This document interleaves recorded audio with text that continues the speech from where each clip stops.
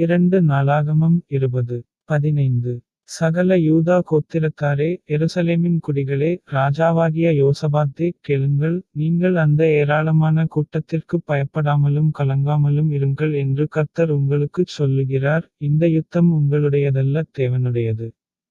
16 நாளைக்கு நீங்கள் அவர்களுக்கு விரோதமாய்ப் போங்கள். இதோ, அவர்கள் சிஸ் என்னும் மேட்டுவழியாய் வருகிறார்கள். நீங்கள் அவர்களை யெருவேல் வனாந்தரத்திற்கு எதிரான பள்ளத்தாக்கின் கடையாந்தரத்திலே கண்டு சந்திப்பீர்கள்.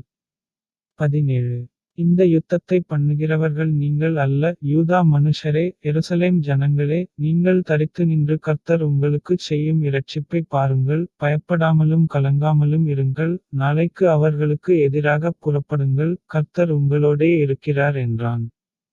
18 அப்பொழுது யோசபாத் தரைமட்டும் முகங்குனிந்தான். சகல யூதா கோத்திரத்தாரும் எருசலேமின் குடிகளும் கர்த்தரைப் பணிந்து